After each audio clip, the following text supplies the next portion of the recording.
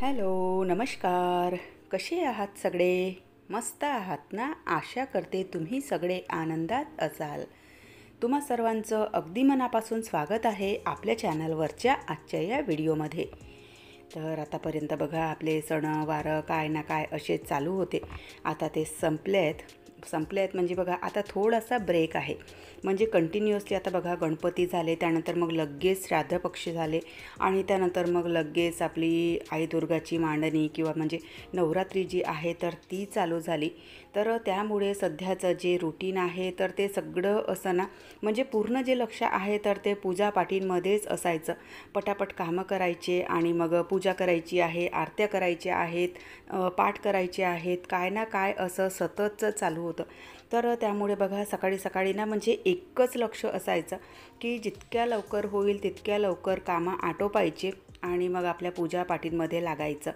पण आता सध्याचं जे रुटीन आहे तर ते अगदी असं नॉर्मल आहे. म्हणजे कामं बघा असं नाही की नॉर्मल रुटीन असलं तरी 12 आणि 1 वाजेपर्यंत कामं करायचे, तसं नसतं.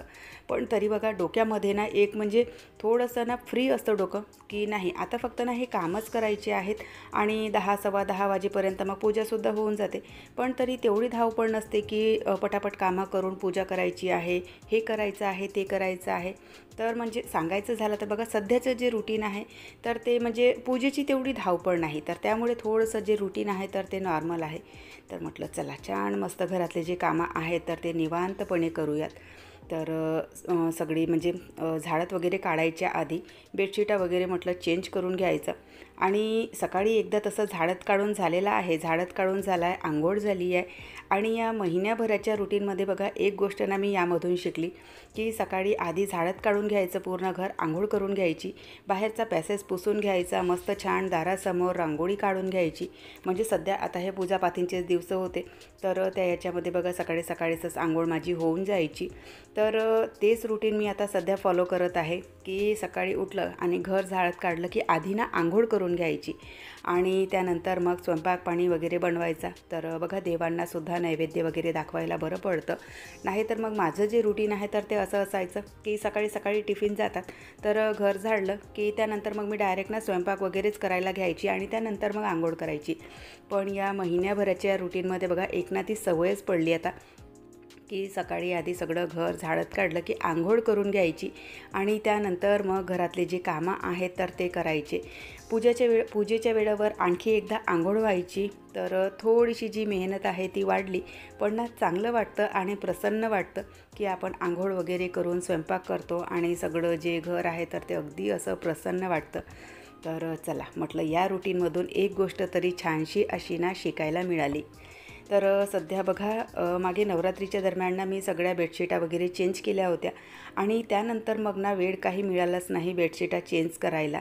वेळ मिळाला म्हणण्यापेक्षा बघा माझ्या ज्या बेडशीटा आहेत ना तर त्या समोर जो बेड आहे माझा ट्रॉली बेड मी समोर हॉलमध्ये ठेवला आहे, तर तिथे सगळ्या त्या बॉक्समध्ये या बेडशीटा ठेवलेल्या असतात. आणि तिथे मग एनी टाईम जे आहे तर सासूबाईंचा वावर असतो, त्या तिथे बसून मग टी व्ही वगैरे बघतात आणि जेव्हा मला बेड खोलायचा असतो तर मग त्यांना पुन्हा उठवावं लागतं. तर ते ना मग मलाच आवडत नाही की कशाला मग म्हाताऱ्या माणसाला बसल्या आहेत आणि त्यांना उठवायचं. तर त्यापेक्षा मग म्हटलं की असू द्या, नंतर जेव्हा कधी जमेल माझ्याच्याने तर तेव्हा का म्हणजे बेडशीटा वगैरे चेंज करणार म्हणून. तर तसंही बघा आपण 7-8 दिवस ज्या बेडशीटा आहेत तर त्या चालवतोच. मी तर आठवड्यातून 1 दिवस बेडशीट चेंज करते. म्हणजे कोणी बघा प्रत्येक दुसऱ्या तिसऱ्या दिवशी बेडशीटा चेंज करतात, पण माझं रुटीन तसं नाही. आठवड्यातून 1 दिवस मी बेडशीटा चेंज करते. कारण 2-3 म्हणजे घरामध्ये 2-3 बेड आहेत आणि 2-3ही बेडशीटा आणि मग सगळे पिलो कवर लोट कवर वगैरे धुवायला ना खूप त्रास जातो आणि पाहिजे तेवढ्या आठवड्याभरामध्ये तेवढी घाण काही होत नाही. तर त्यामुळे मग आठवड्यातून 1 दिवस मी बेडशीटा ज्या आहेत तर त्या चेंज करते. तर सगळ्या बेडशीटा ज्या आहेत त्या चेंज करून घेतल्या. माझ्या सगळ्या ज्या बेडशीटा आहेत तर त्या सगळ्यांचे कलर जे आहेत ते फेड व्हायला लागल्यात. बेडशीटासुद्धा घ्यायच्या आहेत मला, बघू आता दिवाळीच्या वेळेला जर घेणं झालं तर ठीक, नाही तर मग नंतर कधीतरी घेणार. म्हणजे बघा होतं कसं की वारंवार आपण त्याच त्या बेडशीटा टाकत जातो. तर त्यामुळे मग त्या आपण वारंवार धुतल्या की त्यांचे कलर वगैरे जे आहे तर ते उन्हामध्ये उडतात. तर त्यामुळे म्हणजे थोडंसं त्यांचा जो रंग आहे तर तो सुद्धा उडल्यासारखा झाला आहे सगळ्या बेडशीटांचा. तर बघू आता नवीन बेडशीटा घ्यायच्या आहेत, केव्हा घेणं होतं तर बघू आता. तर झाडात काढून घेतलं आणि त्यानंतर मग माझे जे झाडं आहेत तर झाडांना ना स्प्रे करून घेते। ही आहे माझी किचनच्या मागची बाल्कनी म्हणण्यापेक्षा वॉशिंग एरिया आहे हा। तर इथे बघा थोडेसे ना 7-8 मी छोट्या छोट्या पॉटमध्ये झाडं लावलेत। इथे मोठे पॉट काही ठेवलेले नाहीत, कारण बघा इथे ना म्हणजे एकतर ही बाल्कनी जास्त मोठी नाही आणि दुसरी गोष्ट म्हणजे इथे सततचा माझा वावर असतो। मागे कोणा ना कोणा कामाच्या निमित्ताने इथे जावंच लागतं। अगदी किचनला लागून ही बाल्कनी आहे, तर त्यामुळे मग ना इथे खूप मोठे मोठे झाडं काही मी ठेवलेले नाहीत आणि मोठ्या कुंड्या देखील ठेवलेल्या नाहीत। सगळे DIY जे पॉट आहेत तर तेच मी इथे ठेवलेले आणि अगदी छोट्याशा जागेमध्ये म्हणजे बाहेर न निघता तिथल्या तिथे जितकी जागा आहे त्या जागेमध्येच ते अगदी व्यवस्थित येऊन गेले। त्यानंतर मग सगळ्या घरातली फरशीसुद्धा पुसून घेते। फरशी पुसण्याचं माझं जे रुटीन आहे तर ते मी रोजच्या रोजच फरशी पुसते। आठवड्यातून 1 दिवस किंवा आठवड्यातून 2दा जी फरशी आहे तर ती हाताने पुसून घेते। कारण बघा आपण या ज्या मोपने फरशी पुसतो तर जे कोपरे वगैरे आहेत ना तर ते ना व्यवस्थित तेवढे निघत नाही, तर त्यामुळे मग आठवड्यातून 1 दिवस हाताने फरशी पुसून घेतली की ज्या कटिंग टाईल्स असतात तर त्यासुद्धा अगदी व्यवस्थित स्वच्छ होऊन जातात। कोणे कोपऱ्यातली जी धूळ आहे तर ती सुद्धा व्यवस्थित निघून जाते। तर सगळी फरशी वगैरे पुसून घेतली आणि किचनमध्ये ना आज माझं थोडंसं काम ना बाकी राहिलेलं। तर बघा आता ना म्हणजे वातावरण जे आहे तर ते ना थोडंसं गरमच आहे, तर काम करता करता कितीतरी वेळा तहान लागते आणि कितीतरी वेळा माणूस पाणी पिते आणि असं म्हणतात की उभ्याने पाणी पिऊ नये, पण काम करता करता जी सवय आहे तर ती उभ्यानेच पाणी पिण्याची आहे। तर किचनमध्ये आज ना म्हणजे थोडंसं माझं हे काम बाकी राहिलेलं। सकाळी हे ऑफिसला गेले तर यांच्यासाठी भाजी आणि पोळी मी बनवून दिली होती। पोळ्या तर त्यांच्या टिफिनपुरत्याच बनवून देते आणि भाजी जी आहे तर ती सगळी मी एकाच वेळेला एकत्रच बनवते। आज सानूची सुट्टी होती आणि किट्टूला सुट्ट्या चालू आहे सध्या ऑटम ब्रेक, तर त्यामुळे ती गेली आहे तिच्या मामाच्या गावला।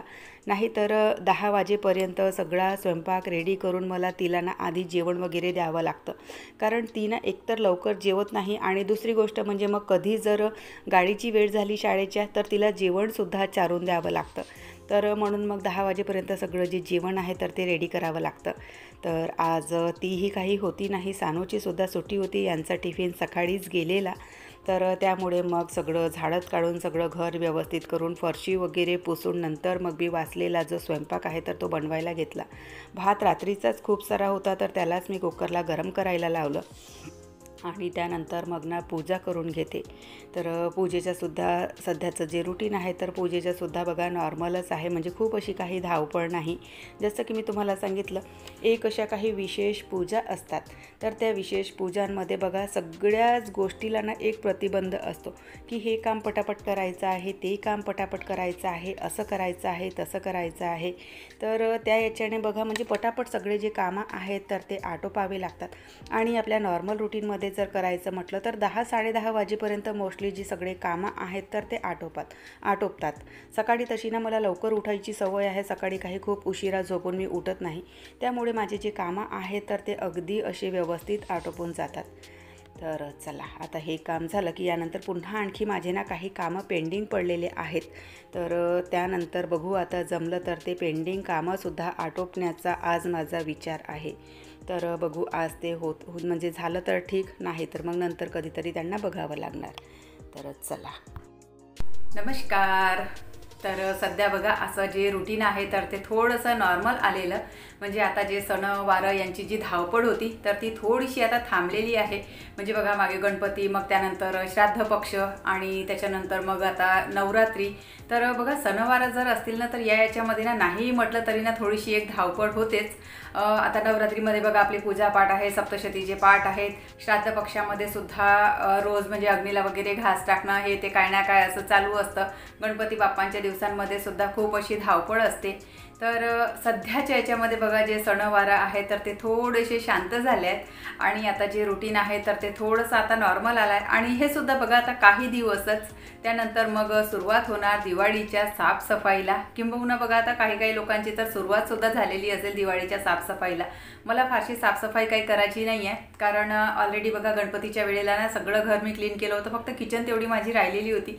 किचन फक्त वरची वर मी क्लीन केली होती। तर यावेळी विचार करते दिवाळीच्या वेळेला सगळे जे डबे वगैरे आहेत तर ते सगळे घासघूस करून सुकवून घ्यायचे आणि त्यातलं जे सामान आहे वाळवणीचं जे सामान आपण उन्हाळ्यामध्ये बनवतो तर त्या सामानांना सुद्धा थोडीशी ऊन दाखवून द्यायची.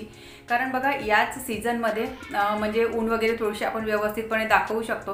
कारण बघा म्हणजे नंतर मग आपण डबे वगैरे ना घासायला काढत नाही आणि कंटाळासुद्धा येतो की पुन्हा तिथलं सामान काढा, मग पुन्हा वर टेरेसवर नेऊन सुकायला टाका आणि त्यानंतर मग पुन्हा भरा. तर याच्यामध्ये बघा दिवाळीच्या याच्यामध्ये ना सगळे डबे वगैरे घासायचे असतात. तर तेच म्हणजे एकाच याच्यामध्ये बघा सामानही सुकवणं होऊन जातं आणि डबे वगैरे सुद्धा घासघूस करणं होऊन जातं. तर विचार करते आता की किचन डीप क्लीन करायची आहे, सगळं घासघूस करून वाळवणीचं सामान सुकवायचं आहे. पण पावसाचं सध्या काही खरं नाही, कारण कोण्याही वेळेवर केव्हाही पाऊस येतो. अगदी शांत वातावरण असतं, ऊन असते छान आणि अगदी 15-20 मिनिटामध्ये अर्ध्या तासामध्ये इतका जोराचा पाऊस येतो. तर म्हणून मग विचार करते की थोडासा असा हा जो पावसाचा वातावरण आहे तर तो थोडासा शांत होऊ द्यायचा, की देव जाणे पाऊस दिवाळी करूनच जातो की काय हेही नाही माहीत. कारण हा जो सीझन आहे तर तो पावसाचा सीझन नाहीच. म्हणजे नवरात्री वगैरे झाली तर त्याच्यानंतर बघा पाऊस वगैरे ना फारसा येत नाही. पण यावर्षी काय कोणास ठाऊक पाऊस खूप असा येतोय. तर बघू आता केव्हा पाऊस जातो आणि केव्हा नाही. तर पाऊस गेला की त्यानंतर मग किचनची जी डीप क्लिनिंग आहे तर ती मी काढणार. दोनही बेडरूम स्वच्छच आहे, वरचेवर थोडे जाडे जळमटे वगैरे काढून घेणार, बेड वगैरेही स्वच्छच आहेत. तर चला आजचा जो व्हिडिओ आहे तर तो मी इथेच संपवते. आशा करते तुम्हाला आवडला असेल. व्हिडिओ कुठे जरी आवडला असेल तर व्हिडिओला आठवणीने लाईक करा. तुम्ही लोक विसरून जाता म्हणून वारंवार सांगत आहे व्हिडिओला लाईक करत चला. व्हिडिओ कसे वाटतात ते सुद्धा कमेंट करत चला. तर चला चॅनलवर पहिल्यांदा आले असाल तर सबस्क्राईब करा, व्हिडिओला लाईक करा. व्हिडिओ कसे वाटतात ते सुद्धा कमेंट करून सांगत चला. आपण भेटूयात नंतरच्या व्हिडिओसोबत. तोपर्यंत सगळ्यांना बाय, सगळ्यांना धन्यवाद. हर हर महादेव.